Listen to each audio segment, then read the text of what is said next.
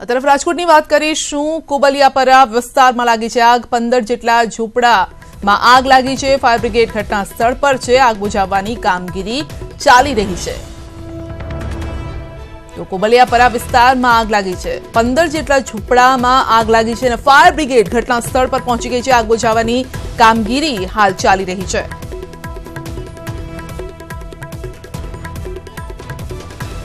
तो आगना आ दृश्यो जोई शको छो।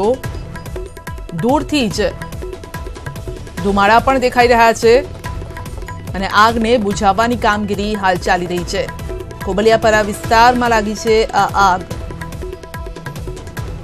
तो 15 जेटला झोपड़ामां आ आग लागी छे। नुकसानीनो अंदाज हजू सामे नथी आव्यो, परंतु कारण के प्राथमिकता अत्यारे ए छे के जेमां झूंपड़ाओमां कोई रही तो नहीं गयुं। कोईनो जान बचाववानी पहली प्राथमिकता अहींया जोवा मळी रही छे। वधु माहिती मेळवीशुं अमारा सहयोगी अंकित पासेथी। जी अंकित, जणावो के आ आग आखरे केवी रीते लागी?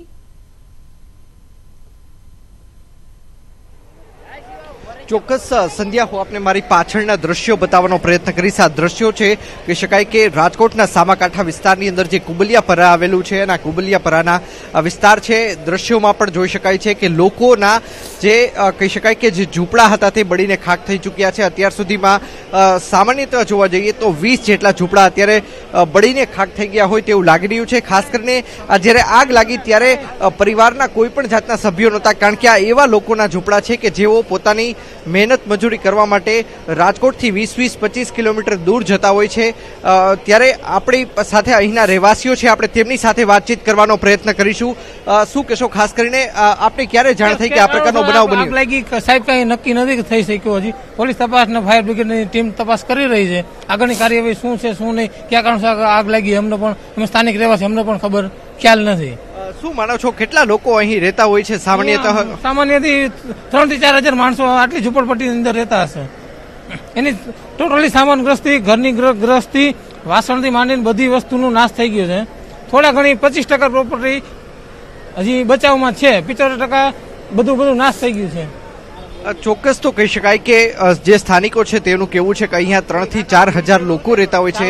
જોકે સૌથી મહત્વની વાત અત્યાર સુધી સંધ્યા એ છે કે હજુ સુધી કોઈ પણ જાતની જાનહાનિ નથી થવા પામી, ચોક્કસ કહી શકાય। શું કહેશો, ખાસ કરીને આગ કેટલા વાગે લાગી હતી અને ત્યારબાદ ફાયર બ્રિગેડ કેટલા સમય આવી હતી? શું કહેશો? 4 વાગે આગ લાગી હતી, 15 મિનિટની અંદર જ ફાયર બ્રિગેડની ટીમ સંપૂર્ણ રીતે અહીંયા હાજર હતી અને એનું વર્કઆઉટ બહુ ફાસ્ટ અને વ્યવસ્થિત હતું। શું કહેશો, ખાસ કરીને લોકોની ઘરવખરી પણ અત્યારે કહી શકાય કે જે બળીને ખાક થઈ ગઈ છે તે પણ જોવા મળી રહી છે। શું કહેશો આ વિશે? નહીં, એ તો આ જો સામાન્ય આગ છે, કઈ કારણસર લાગી એનો કઈ ખ્યાલ નથી, પણ આમાં બેદરકારી કોઈ પણ હોઈ શકે છે, એ કઈ અંદાજે કોઈ આઈડિયા નથી।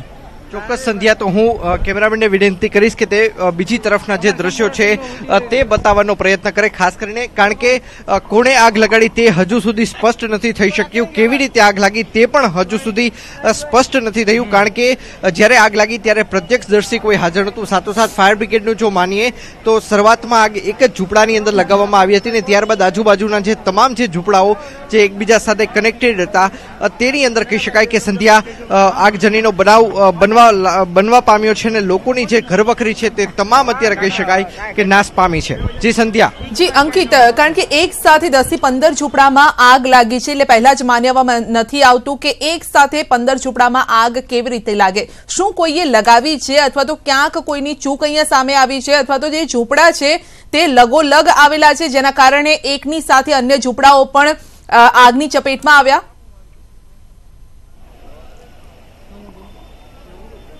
ચોક્કસ હું કેમેરામેનને વિનંતી કરીશ કે તે ઝૂંપડાની જે બનાવટ છે ખાસ કરીને સંધ્યા તે આપ જોઈ શકો છો કે લોકોના જે ઝૂંપડા છે તે લાકડાથી અને તેમજ જે પ્લાસ્ટિક છે તેમજ સાથોસાથ જે કાપડના જે ગોદડાઓ હોય છે તેનાથી કહી શકાય કે આ ઝૂંપડાઓની બનાવટ છે, જેથી કરીને એક જ્યારે ઝૂંપડાની અંદર આગનો બનાવ બનતો હોય છે ત્યારે કહી શકાય કે બીજી તરફ જે આગ છે તે પ્રસરી જતી હોય છે અને અત્યારે જોઈ શકાય છે કે પોલીસ દ્વારા હાલ લાઠીચાર્જ કરવામાં આવી રહ્યો છે। મોટી સંખ્યાની અંદર કહી શકાય કે જ્યારે લોકો એકઠા થયા છે ત્યારે પોલીસ દ્વારા તમામ જે વ્યક્તિઓ છે તેને ખદેડવામાં આવી રહ્યા છે, કારણ કે જો કોઈ અંદર વધુ ફસાય તો તે આગજનીનો બનાવમાં કહી શકાય કે લપેટી શકાય તેવો પણ શક્યતાઓ સેવાઈ રહેલી છે, જેથી હાલ પોલીસ અત્યારે હળવો લાઠીચાર્જ કરી રહી છે। જી સંધ્યા। જી, લોકોને ભગાડવાનો પ્રયત્ન કરી રહી છે અને ત્યાંના રહીશો છે તેમની સાથે જો બીજી કોઈ વાતચીત થતી હોય તો કેટલા લોકો ત્યાં હતા, શું એ ઝૂંપડાઓમાં આજે હતા, આગ લાગતા તેઓ બહાર નીકળ્યા કે પછી કામ અર્થે જ ગયા હતા, શું વધુ વિગતો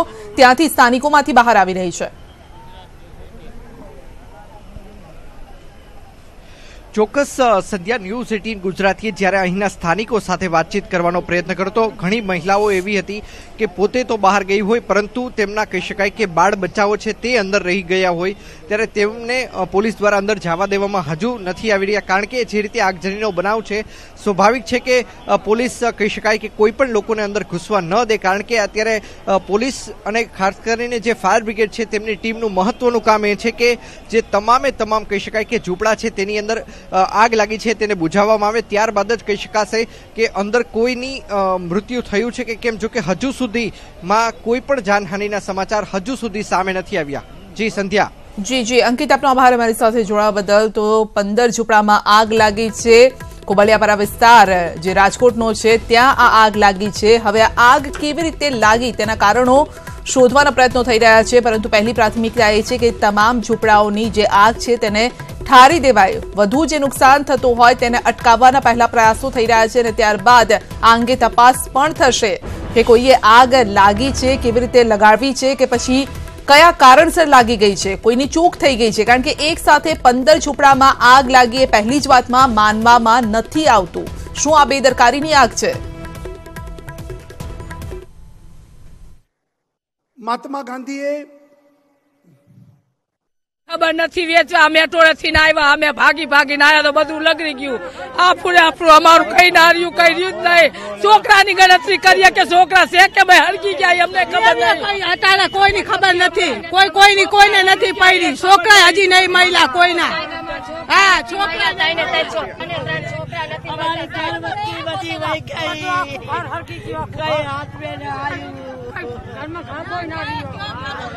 ગાડા તે ગયા, અમારા કાબા ગયા તો કોઈ ના ગયા હોય તો પૈસા બધી ગયા ક્યાં નહીં, અમને કઈ ભાન નથી બાપુ. અમે કેમ લઈએ, અમે બધું વયું ગયું અમારું. અમને કેદી આ વસાવી દે બધું પાછું.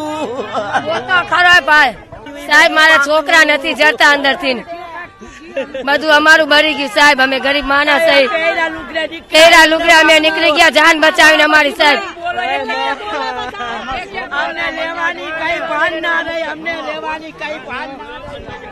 આમાં છોકરા હે ને છોકરા મળતા નથી, પણ આમાં ગોટા ગોટી થાય. હવે છોકરાના ક્યાં પટા.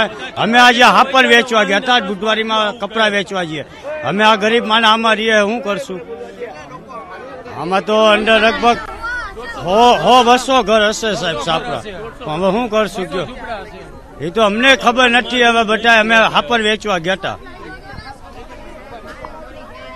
આમાં કમસે કમ 150 થી 200 ઝૂંપડા છે સાહેબ, અને અમે કાયમની રોજગારી ગાભા વીણીને ખાઈ છીએ. અને અમે આમાં કપડાનો ધંધો, જૂના કપડાનો કરી છીએ. આમાં અમને ખુદને ખબર નથી. અમે સાપર વેળાવર કપડા વેચવા ગયા હતા એકને, અને વાંથી આવું શું બનાવ બન્યું એમાં અમને ખબર નથી.